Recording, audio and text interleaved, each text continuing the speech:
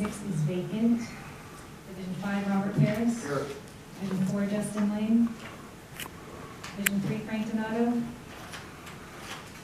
Division 2, Keith Dyas. Here. Division 1, Shelley Sorsabal. Here. Thank you. Item number 4, adoption of agenda. I'll make a motion we adopt the agenda. Second. All in favor? Aye. Opposed? Motion passes. Item number 5, public comment period. If there's anybody that would like to address the board, now would be the time. Item number 6, new business. We don't have any. Okay. Item number 7, consent calendar. I'll make a motion we approve the consent calendar. Second. Any questions? All in favor? Aye. Opposed? Motion passes. Item number 8, items for consideration and possible action. Item 8A, Director Dyas, would you please address the Director Vacancy Review Committee? Yes, thank you. The Ad hoc Director Vacancy Review Committee met on Wednesday, October 2nd, to discuss the Division 6 vacancy. Our board has the option to either appoint a candidate or call for a special election. Our committee strongly recommends an appointment to save tax dollars of public election. And at this time, I'd like to ask the other directors if any of them object to this recommendation of going with an adoption as opposed to.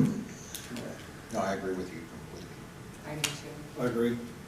Excellent. All right. Okay, we have a consensus. Okay, that's what we'll do then. The next steps are as follows. Board members are requested to identify any potential candidates and submit information to the General Manager within the next 15 days. So that'd be a deadline of October 24th. A notice of vacancy will be made public by postings in Division 6 locations and on our agency website tomorrow for a minimum period of 15 days, and that will take us to October 24th. All interested candidates are to submit a cover letter, resume, and evidence of residency in Division 6. The General Manager will collect candidate packets from all sources. Candidate packets will be reviewed and interviews will be scheduled. The board has 60 days from the point of Marlon Barnes' resignation on September 24th. And that means we have to make an appointment by no later than November 24th, 2019. And that concludes my report. Are there any questions? Keith, all those dates you gave us, can an email be sent that shows them, or is it in the packet? I believe the email's been sent. With all those dates like you If it hasn't, it will be. read them? Okay. Okay? Yeah, the notice of vacancy, I can send it to all you guys too. Yeah, I just wanted it laid out like you did. Absolutely. Certainly. That was excellent. Good. Okay. Thank you, Director Dyas. You're welcome. Item number 8B, new project spending source. Director Parris. I'll turn that over to Wayne or Matt. Yes, Thank thank you. Board Member, Board President, Sorsabal, members of the board, here's your staff report, and Matt will correct me if I make any mistakes along the way. Got a short presentation for you here. This is this item is the SNIP Phase II feasibility study for the U.S. Bureau of Reclamation. Oh. There it is. Okay, thank you. All right. Avek is actively pursuing funding for the SNIP Phase II project, and as you know, this is the project that would connect the 80th and H pump station up to the Quartz Hill treatment plant. It allows us to take water that is banked in our water bank and distributed throughout our whole service area. And some of the potential funding sources we identified was US Bureau of Reclamation, called the WIN Section 4007. USBR is looking for qualifying projects. They're taking applications for 2021, so this is approximately a year from now was when that would get funded. There's about $330 million that's available and must be used before the exploration of 2021 and 2022. I will note that the agency through Townsend Public Affairs and our trips to Washington D.C. have greatly helped and assisted in identifying this source of funding that might be available for the agency. So the one of the great things about this project, and probably why it wasn't considered previously, is there's the wind project is only a 25% match, and so in essence what that means is they'll only provide, the federal government will only provide 25% of the funding, 75% of the funding has to come from another funding source. However, through our discussions with US Bureau of Reclamation, they are considering our Phase I project, which is already completed, as our match. So in essence, we may be able to secure the full $26 million needed for the SNIP Phase II because we have a corresponding match of our other funds. US Bureau of Reclamation provided a checklist for the application and the eligibility requirements. And in order to apply and be considered for this funding, we need to do a feasibility report that meets their standards.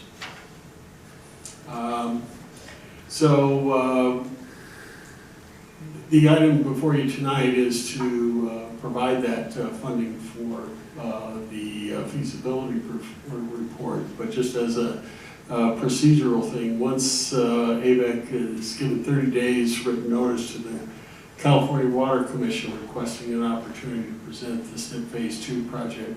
So in addition to providing the feasibility report to US Bureau of Reclamation, we have to get an agreement, concurrence of the California Water Commission. The next available meeting date is 11/20/19. We're working to get on that agenda, be able to make that presentation. Once they make their consistency determination for the project, the governor will also must provide a letter approving that they were requesting the funding request. So there's a lot of additional support work that Townsend Public Affairs will be working with staff on in order to provide that to the US Bureau of Reclamation.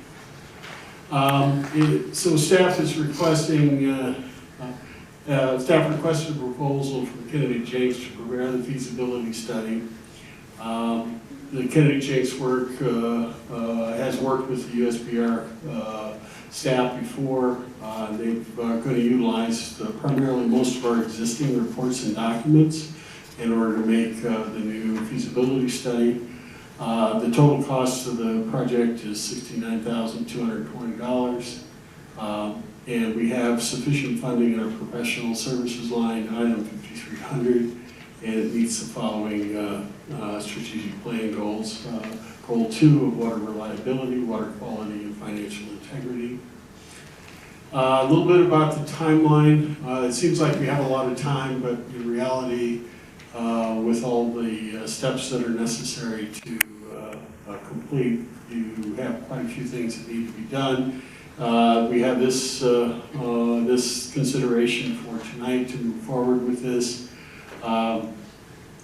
and with the feasibility study. And as you can see, there's a screening process that begins in November and ends in January 2020. We also need to complete NEPA work on environmental compliance, so you'll likely see within the next 2 weeks or the month from now an additional request to do the NEPA study that will be necessary for the project. And then, as we indicated, getting the California Water Commission approval. And then from February to May, US Bureau of Reclamation goes through their screening process that they go through. And then we got to get it to the Department of Interior and then gather support from other legislative parties in order to help us get it into the budget passed by October 2020. So that gives you an idea of all the things that need to occur in order to make this complete. However, we've gotten some very, very favorable initial discussions with our local US Bureau of Reclamation staff with regards to our application. They understand the project, they're aware of it. They're aware of it in Washington D.C. at a regional level and at their local office level. So we're very optimistic that we'll be able to get this funding, and there's abundance of funding available for these types of projects. So staff would recommend the approval of the board order to authorize Kennedy Jenks to complete the feasibility study for the project. And for the board's information, our committee met. Our unanimous consensus was to support this board order, and I would move to approve board order number 8B1. I'll second the motion. Any discussion? All in favor? Aye. Opposed? Motion passes. Thank you. I just had a question, Chairman. We have a board order 8A1. We don't need to do that? No, Okay. we were getting consensus. The consensus was fine. Okay. Yes. Great, thanks. This is not actually a board order, it's an item for consideration and possible action. Got it. Thank you very much. Okay, Director Parris, item 8B2. And again, I will look to Sure. Jane to give you the presentation. All right, thank you. Thank you. Once again, this is another grant application. And this is the Prop 1 Integrated Regional Water Management Plan Program. It allocates funds for different funding areas in the state, as you're aware, and the Integrated Water Management Plan, we've been in that process for several years. What's different this particular time is we now have two funding regions. Not only do we have the Antelope Valley region, but we also have the Fremont Basin region that we didn't have previously. There's $24.5 million in grant funding allocated to the Lahontan area for projects. That includes all the Lahontan area, which is Mojave, Lake Tahoe, Kern, all the other regions that we have. And then what is often done is the funding areas kind of collaborate and split up the funding rather than trying to have one region grab all the funding and leave nothing for the others, and then that way it makes it much easier for the Department of Water Resources, who's implementing this, to know that they'll get projects that are within each region, and the funding split has been agreed upon, so you don't have those competing priorities. So the grant funding request that we have, this one's in the Fremont Basin. We've talked about it previously, and what we want to do is submit a grant application in Prop 1 in the first round. It's an implementation grant, which is actually going to build a facility that's going to help us move water through the Roseman treatment plant, and gives us greater flexibility with regards to using either well water or our treated water from the water bank. The agency's requesting $350,000 in grant funding, and the board's already agreed to pursue this grant funding. So as you can see, we have here's the little description of the project. It's an intertie that's connecting the SNIP pipeline to the Clear Well Reservoir at the Roseman Treatment Plant. Water from the West Side Water Bank is delivered through the SNIP pipeline and provides an alternative supply. Right now, we don't have that ability, and we have to put water either through the through the raw water line and up through the treatment plant. These two systems are not currently connected, so blending can occur. Our project will allow blending to occur at the water treatment plant and improves the water quality and supply reliability. A board resolution is needed to submit the grant application and enter into an agreement with DWR under the Prop 1. So we'll work with the DWR for the cooperative agreement, and it meets the following strategic plan goals. Goals 3, water quality and financial integrity. And the board will recommend approval of the board order that would approve the resolution to allow us to include it in the grant package. Concludes my staff report. I'd be happy to answer any questions that you may have. I'll move approval of Board Order 8B2.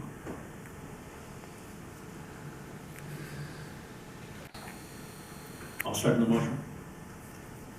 Any discussion? All in favor? Aye. Opposed? Motion passes. Does that conclude your report, Director Parris? That does. Oh, good Madam job. President. Thank you. Okay, item 8C1. Director Van Dam. Dwayne, can you help with that one? Sure, be happy to. As you're aware, the Resource Conservation District has done an annual fall event. We've sponsored that or provide funding for that event in the amount of $15,000 in the previous. We do have a request that from the Resource Conservation District to contribute again this year. I believe the committee and staff is recommending approval, but I wanted to give Claudette Eck an opportunity to come to the podium and discuss the program that they have, and want to steal all of her thunder. So, Welcome, thank you. Well, I think you guys have something that maybe Deborah had given you on what we did last year. And it's going to be pretty much the same thing. We have a lot of things going on. We have a lot of vendors. We have landscapers that are there going to, help people with landscaping and also ask their questions about plants. We have a lot of games for kids, like, there's tons of different types of games, but there's all kinds of animals and things like that so that the kids will enjoy themselves all day long. We have the pumpkin patch, of course, so they'll be able to paint their pumpkins if they would like. They'll be able to go through a maze if they'd like to do that. So there's a lot of different things going on in there. And we had a pretty good, we had a lot of people there actually. It continued all day long, so we were pretty glad that we were able to do that last year. And we feel it became a good success. Like to know a little bit more about it? We'd love to have you come out and see it, that's for sure, because then you have a real good idea of what happens out there. Can you give me an idea of what some of the water conservation programs are that you will be displaying at this event? Well, we have a lot of we have the Congo Water District coming, so they have things that they present. We have different water districts coming, so that those are the ones that will be doing a lot of the conservation efforts that we put forward. That's why we do have our landscapers out there too, though, because they really need to contact with people and tell them more about the plants that they need to be putting in and help them design. Because our biggest theory, like my biggest theory, has always been that you have to design before you can plant. So we want people to use that. And we have really good designers out there and people that really know what they're doing when it comes to conservation and plants. And of course we do have the nursery there, so we have plants available. And we always bring in other plants because we know people love color, so we try to get plants that they will enjoy also besides. But we can also show them how to not only use the water tolerant type plants, but to use in conjunction with plants that might take a little bit more water. We haven't really zoned in on kids in this particular aspect right now. We are thinking about that. So right now, we're planning more games for kids, more of a fun type day for them, but the parents were zoning in on a little bit more. So what does the $15,000 that we're asked to sponsor go towards? Well, the things that cost are things like the petting zoo. There's a lot of materials involved in things that we do. I don't have a real list in front of me, but there's always a cost to these things. I remember working with the Palmdale Water District, it always cost us between $50,000 and $70,000 to put on our water conservation fair. So we know there's a lot of, we try to get, we do have a lot of volunteers, so we might be able to give you a rundown of that if you'd like, because we do get a lot of people that volunteer their time. So we do have sponsors that, that, I know I do a lot of paving design, so I put in a lot of work, just sponsoring that. So that's how we are able to put the event on. So how does a petting zoo,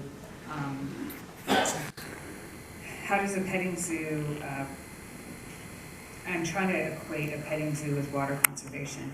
Well, those, like I said, they're mostly fun things for the kids to enjoy all day long. We're zeroing in on parents that are there, people that are there that will be buying plants and learning about plants in our areas and learn how to do their landscaping. If you'd like more, we are planning on doing more specific education for kids, at the fair, but we haven't really decided on what we're going to do. When people come in, they're pretty busy and we need to, it's not difficult to do, but we haven't really come out with a plan that we like on how to do that yet. Yeah, because in the background it says that you're an agency that conducts regional water conservation programs within Avek service area. So in order for us to be able to, in my opinion, to do a sponsorship, it has to be, goals have to be orientated towards that, because that's what we are as a water agency.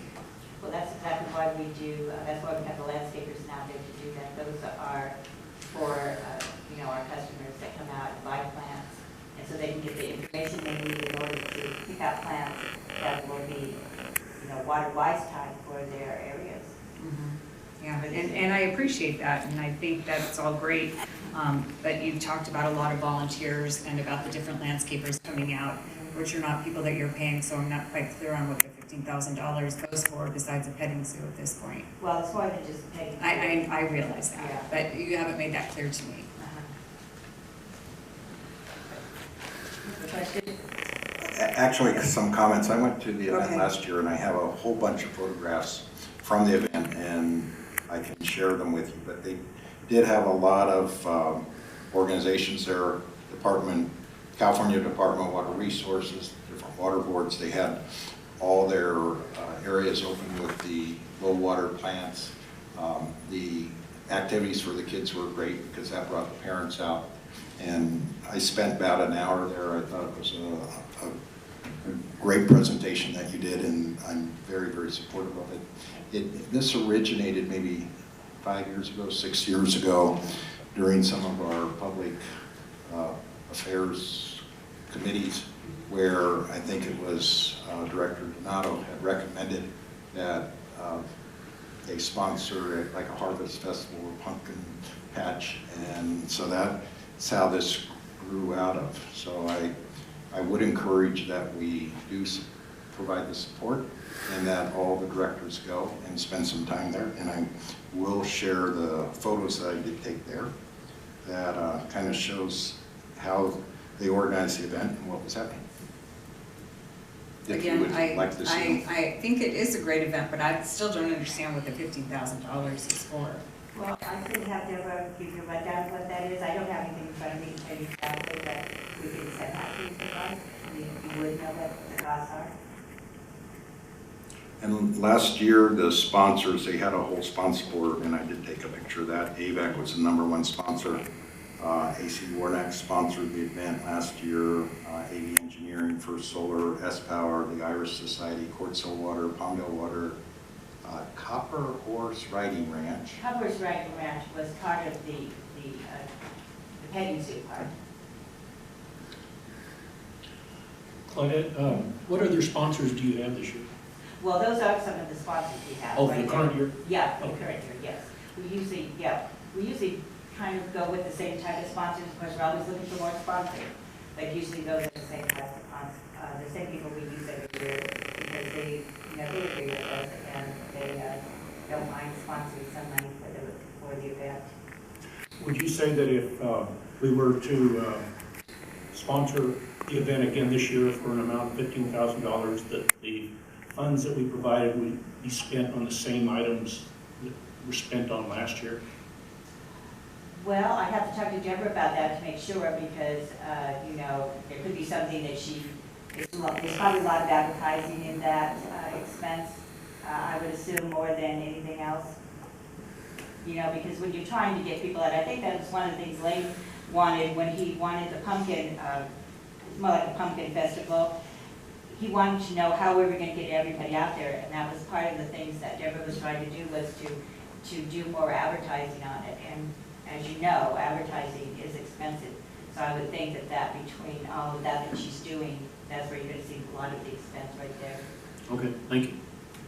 That was helpful information to know that it's going towards, advertising. That's understandable. You have to get people out there. Right. You can have all the people out there, Well, all and the it- vendors out there to do the water conservation demonstrations, but if there's nobody there to watch it, to see it, Yeah. there's no point. So if it is advertising that the money needs to be spent on, I don't necessarily have a problem with that. It's just I would like to know where the funds are going. Where did they go last year?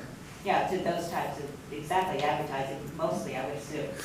But there may be other things that she paid for that I don't know about, so we can send you something so you have a whole list. What we do with, like the petting zoo and things like that, those are to bring people in. So like the bounce house and the petting, of course, that bounce house would be one of the things that we'd be paid for. But those things will bring people in because for what it's free, except for food, anything you want to buy from a vendor, of course. But the thing is that you get in and you have a day, that they can bring their kids in and, have a really good time. And you can really let your kids, go loose because it's really surrounded, so they're not going anywhere. And you can talk to the vendors and your kids will have a good time hanging pumpkins and doing other events. There's a Caddy for Gold, and believe me, the parents and the kids all get into that. And there's all kinds of other games that we have. Cornhole toss with a big pumpkin head, and there's all kinds of things like that. And the maze, of course, they all love to go through the maze. So there's things like that bring everybody in, and that's what you want. And then you can corner them with the conservation efforts that you put out. Thank you. Any other questions? Did we, last year we sponsored the 15, how many years have we sponsored the 15,000? I think this is the second year. Second year.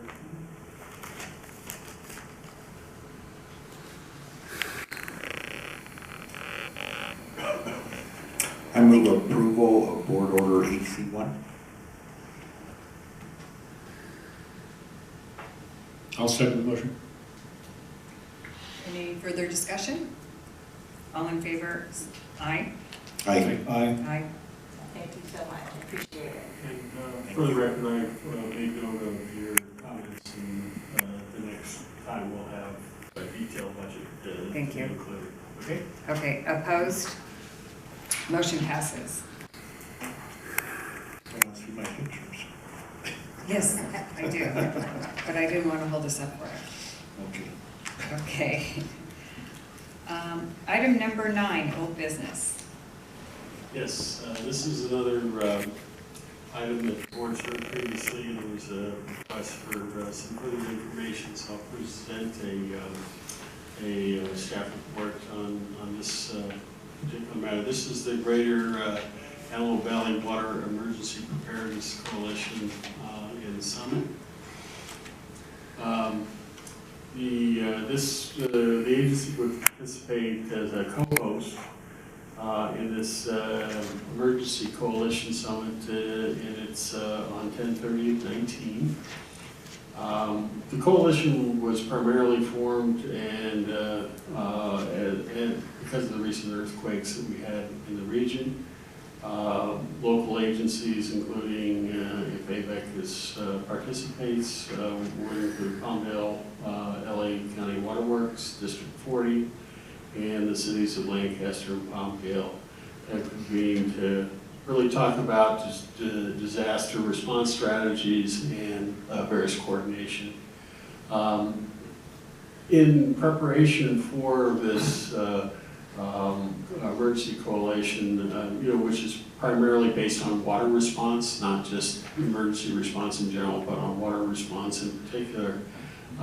There's been several meetings, and it's been somewhat beneficial to really understand a little bit more what the general emergency response will be for the region should there be a major earthquake or other type of emergency that emergency operations centers will be activated. And so the purpose is to kind of build a more resilient response. And what we're trying to do is, I wouldn't say what the coalition is trying to do is kind of see what our current level of community preparedness is now, how we can better understand how we're all interdependent, discussions of how we would move water from one agency to the other, foster a greater understanding of our water infrastructure and potential impacts from various service loss areas, identify areas where we're particularly weak, see where we can collaborate on various areas, and then just build overall a better response plan and have an idea of what Palmdale's planning to do or Waterworks 40 is planning to do. And then some of the future goals would be to develop some quarterly meetings and potentially an overall water emergency kind of, for lack of a better term, a playbook or kind of an outline of what all of us would need to do. And then probably the most important aspect is conduct some annual tabletop exercises that would allow us to actually go through a process and plan a response to a hypothetical situation that would occur. What are the cost breakdown? If you look at the cost, once again, this is a $15,000 total cost for the event. There was some question about how the money would be spent, and so we have this breakdown for the board. We have a venue cost of approximately $8,000. There's some giveaways and various matters for $4,200, some programs and centerpieces and various incidentals that make up that $15,000. We have, it's broken up between the various agencies where Palmdale Water District and Waterworks 40 and Avek is proposed to allocate $3,750, and with the city of Palmdale, City of Lancaster putting in $1,875. This is we do have a public information line item 58300 that can provide the funding for this. It would meet some of our strategic goals of water reliability and communications. So, with that in mind, that would conclude my staff report, and try and answer any additional questions that you may have with regards to this item. Rob, did you have something to add?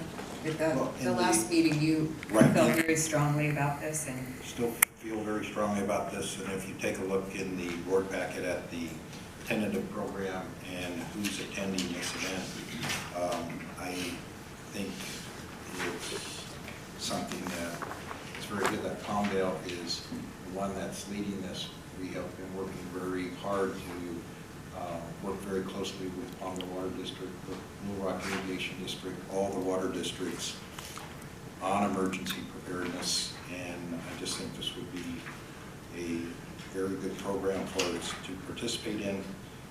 We're bringing everybody together to talk about water in the valley, and the cost is, we certainly have budgeted for it within our public information budget, and I strongly support it. So I will move one more time to support this event. And is there a board order on it? Yes. Yes, there is. That's board order number 9A. So move approval of board order number 9A. I'll second the motion. I have a question. Do you have any idea why they feel compelled that they need to spend $4,200 on giveaways? They're not here to, nobody is here from Palmdale to speak to this, so I don't know if, Rob, you have any idea why they would feel like this is a necessary expense? $3,750 for our agency may not seem like a lot of money, but I still have questions on why we need to have breakfast, lunch, and giveaways. Programs, absolutely. Centerpieces, that's nice. Yeah, I would just have to guess at that. I have talked with Kathy McLaren. I was hoping she could make it tonight. I know she had other engagements. I had invited her to come. But we have had discussions about this event, and she is looking into the budget of the event, but is highly supportive of the event and highly supportive that we are the sponsors of the event. So I don't know about $4,200 in giveaway. I certainly can understand your concern, but I think more importantly, if you look at the people who are going to attend this event and present at this event, it's something that we should support. Oh, I agree, but all these people would come to probably to have a gathering wherever we might have a nice gathering without us having to spend all this money to get them there. These are all people that are, that's what we do. And we have an obligation to work together to make sure that we do meet the needs of the community. But having to spend $15,000, I agree in concept. I agree 100% with that this is a good thing to do and bring all these people together. So if this is the only way to do it, I guess this is the only way to do it. One of the things, and once again, I don't have any particular knowledge, but I'm speculating too, is when you talk about giveaways, they aren't necessarily prizes and things like that. That's what I'm anticipating, is that they're going to provide some materials that they're going to send you home with, that kind of thing, as opposed to other types of things. So. I had a question. Where's it gonna be held at? It's At the Hellenic Center. Hellenic Center. Okay. And will this be an annual event then? or- It's the first event of its kind. I'm not sure that it will be an annual event. I'm not sure it would be necessary to do that. My feeling is that this is probably just the initial kickoff event, and the quarterly meetings or the semi-annual meetings that they end up will be the actual working group. I mean, we're not going there to, to celebrate anything. This is to do work. I mean, it's to get some understanding and know exactly how we need to move forward in our emergency preparedness plan. So this will be going on for quite a while. It will, the intent is for us to continue to work together to build a more comprehensive and strategic type of plan for emergency preparedness. Thank you. Okay, any other questions or comments? All in favor? Aye. Aye. Opposed? Motion passes. Thank you. Okay, item number 10, General Manager's Report. All right, here we go.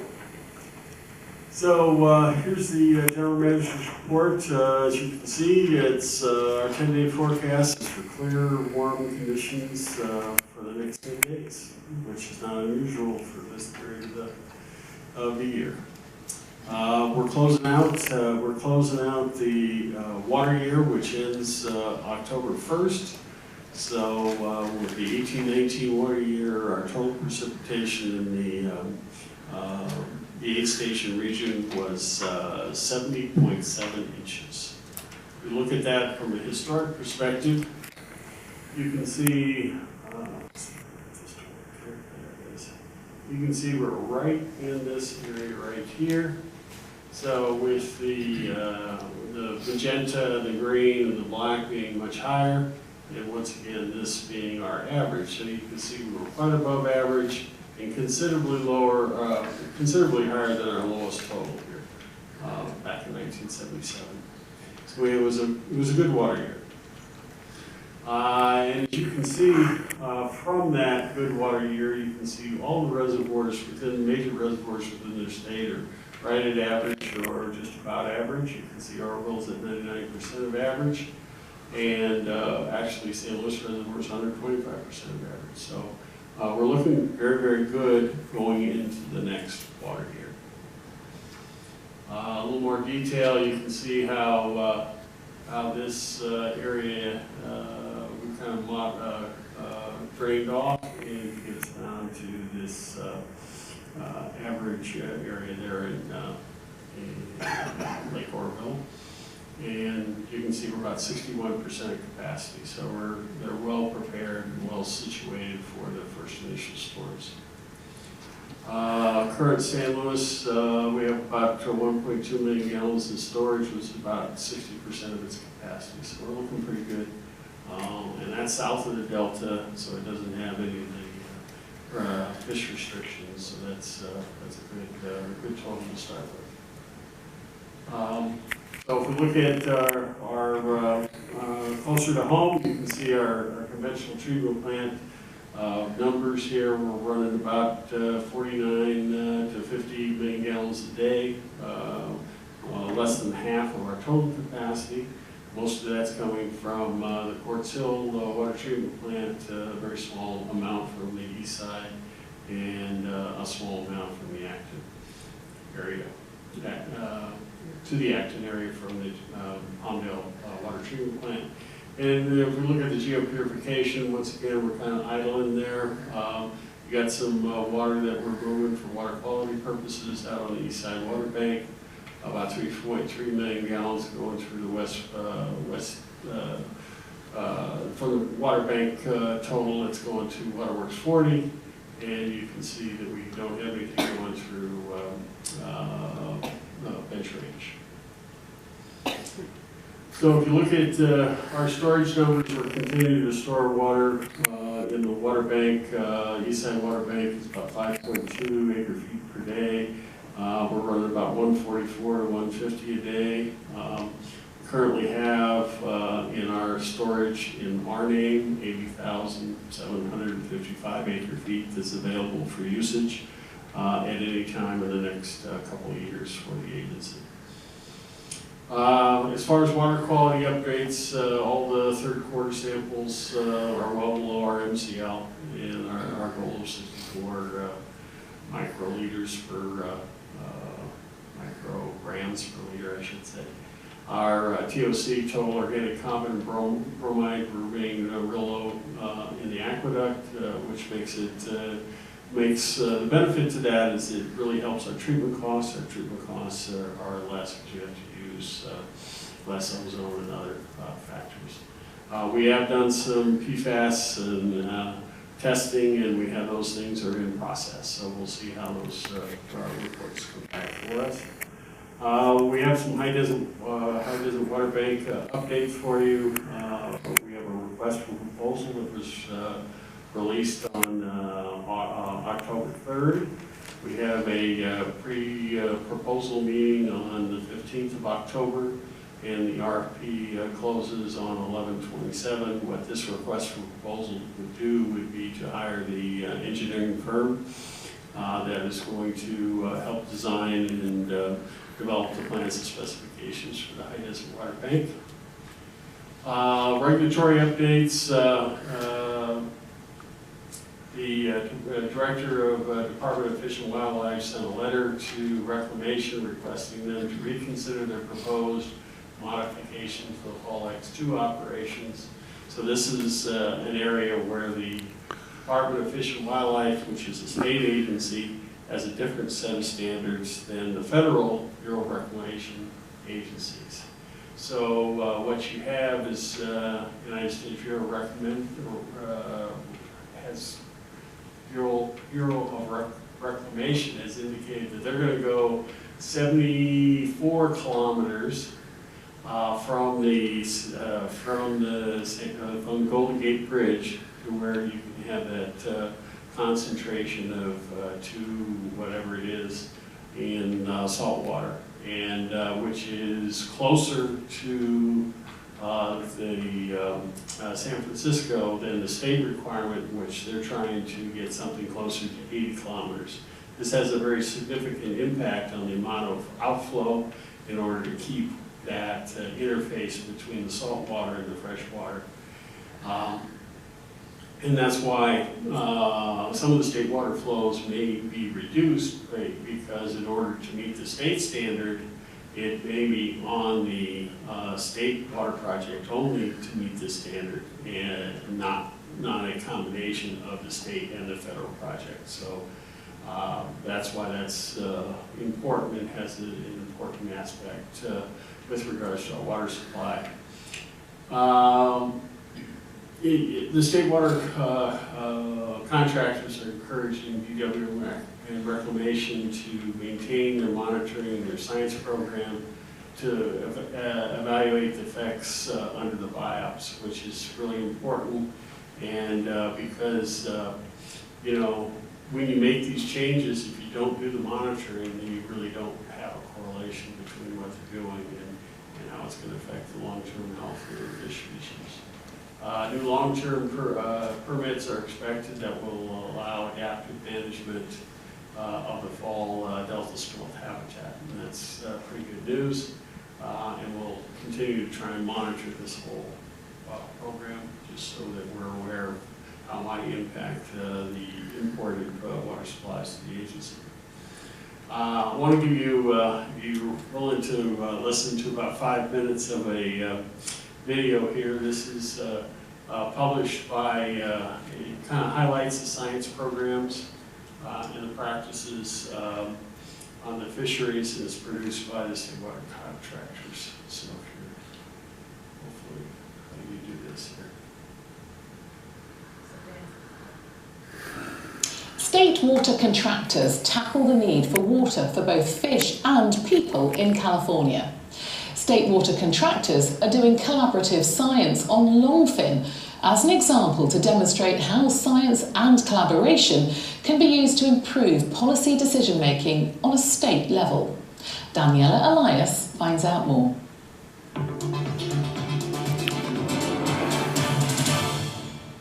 Two-thirds of Californians receive at least some portion of their water from the state water project, so it's very critical to California's economy and to the well-being of the entire state. Jennifer Pierre is the General Manager of the State Water Contractors, a California statewide association that represents agencies who deliver water to more than 27 million residents and agriculture land through the State Water Project. How much water can be pumped from the San Francisco estuary and the Delta and delivered to Californians is constrained by protection for fish and wildlife, water quality, and environmental purposes. The Delta serves, from a water supply perspective, as a kind of a hub for where that water moves through, but it also is a host to hundreds of species, some that are endemic to the Delta that you don't find anywhere else in the world. And the problems that we're facing in the Delta are really a need to protect the environment and protect the water supply for two-thirds of Californians, and somehow figuring out what the right balance is using the best available science that we can do together. Which is why the state water contractors are collaborating with their partners to invest in new research that will spur future policymaking and improve water management practices throughout California. An example of this is the research on longfin smelt that the state water contractors has been doing with academics, government, private sectors, and public water agencies. This goes back 2 decades. When we realized that a whole bunch of species, particularly fish in the estuary, responded in abundance positively to freshwater flow.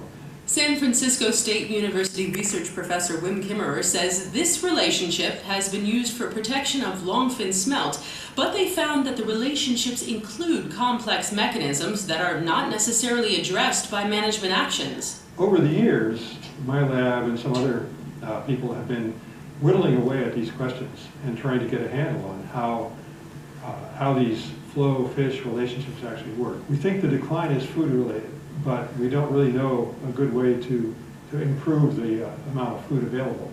So we're looking at getting a better handle at what they eat at different life stages. We're using molecular methods, using DNA to investigate their feeding, as well as traditional microscopic methods. What we're looking at is trying to understand the mechanisms that drive longfin smelt abundance in the San Francisco estuary. So when we started this research just a few years ago, where we started was in these marsh habitats. So these little marsh channels that the long-term monitoring programs typically don't go in.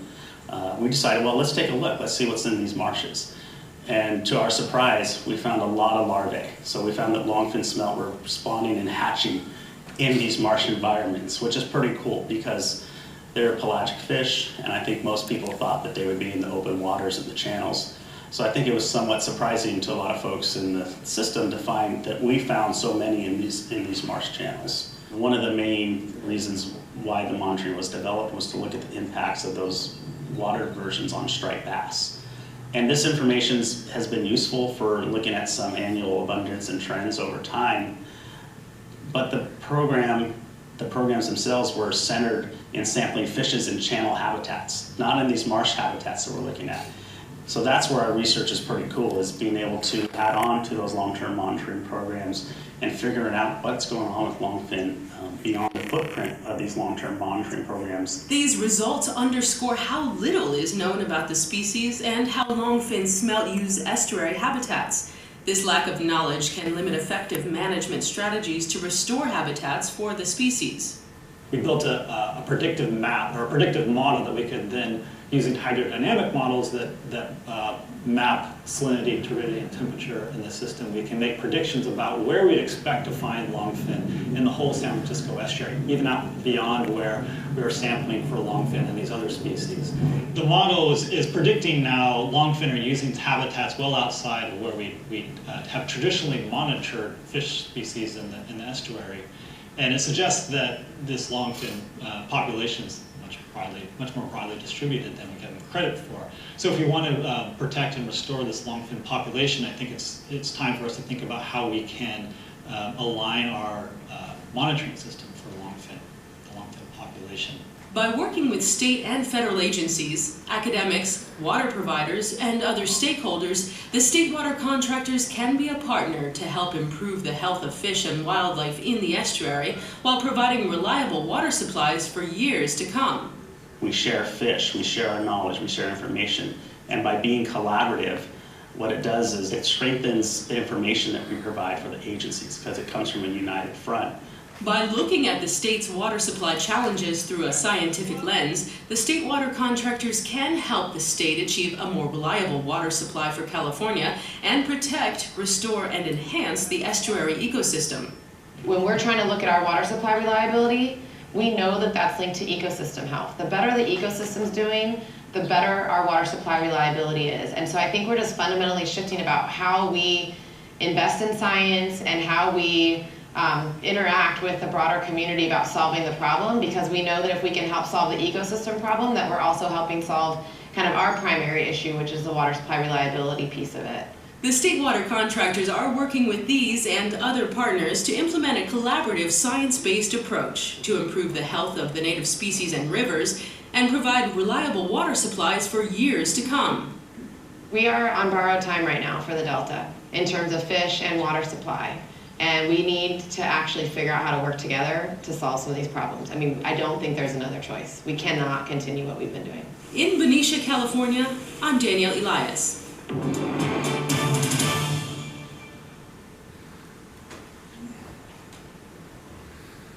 So the upshot of that is, the interesting part of that is that there's a monitoring program. And the long-term monitoring program decides whether there's fish or there isn't fish. And if you just use those numbers, you can go to one conclusion. But by expanding the science program in order to get into these areas where, funny thing, the fish decide, this is a good place to go to, and, they actually go there and you start monitoring there, you find more. And consequently, that will allow you to have more of a fish population. You can work on better ways in order to enhance the fish population, rather than the old traditional method that previously was used, was just have more water go out into the ocean. That'll help the fish. These are other ways in which to enhance and have a credible acknowledgement by the science community that these types of methods through these marshes and other areas that they're trying to rehabilitate can provide the kind of habitat and the food source. They alluded to it kind of short, but it is a food source. Species that only last a few years in their life cycle. So it's important that there's a major policy shift with regard to the state water contractors of how they're addressing this, other than saying, we don't like, we got more water, we should be taking off, and we don't care what happens to the fish kind of thing, to, hey, let's really get in there and work with each other, get some good science, make some good decisions, because in reality, nobody likes to kill fish. Everybody wants to do the right thing. And the amazing part of it is, as you can tell from this short little video, how much we don't know as to what the right thing to do is. And, we just been arguing about it for, I'm against it, you're for it kind of approach, instead of really getting into the weeds. So that's the idea behind it. I thought the board might find it interesting. It was, thank you. Okay, to add to that, the California Special District Association will enter their first special district climate adaptation roundtable as part of their particular program. We're considering sending someone just to see what's going on with that. Other legislative updates, October 13th is the last day for the governor to sign or veto bills in this particular legislature. January 1 is when most of these bills will take place. And the last legislature reconvenes on January 6th for the 2020 legislative session. As I may have mentioned previously, the Governor Newsom did veto Senate Bill 1. And the reason why that was so important is that just like the video had indicated, if the governor had not vetoed that, the only remedy that would have been available to meet the biological opinions would have been to just have flow. That would be the only thing that would be considered, and it would have had relied on their old science, and it would have been subject to decades of litigation between the various groups, and would have halted the voluntary agreements. Now those have a path to move forward. It's important to know that the governor vetoed this, and this is a Senator Pro Tem sponsored bill, so it was very high up in the Democratic Party. And the Trump administration has retreated a little bit on their plan to push more water through the Delta this fall, and it's, they're trying to get more water to the Central Valley farmers, but they're kind of working, arguing back and forth between state and federal, particular having to do with the various restrictions associated with each group. As far as the events and schedules go, the Aqua Fall Conference is in San Diego later this month. We got the annual conference of the National Water Resources Association and the Aqua Conference in San Diego on the first part of December. My schedule, I'll be in Sacramento tomorrow on a one-day flight up and back, and then I'll be back in the region, I'll say, within Southern California for the next 2 weeks. That concludes my general manager's report. Happy to answer any questions you may have. Any questions? Okay, moving on. Item number 11, director's reports. Does anybody have anything they'd like to report? No report. Okay, No report. okay, thank you. Item 12, attorney report. Nothing to report back. Thank you. Item 13, do any of the directors have a request for any future agenda items? Anything you'd like staff to look at? Okay. Item 14, closed session. Do we have a need to go into closed session? We do short closed session, just some updates on some of the items in the A, B, C, and D. Okay, do I have a motion to adjourn to closed session? Move to adjourn to closed session. Second. All in favor? Aye. Opposed? Okay, we'll go into closed session in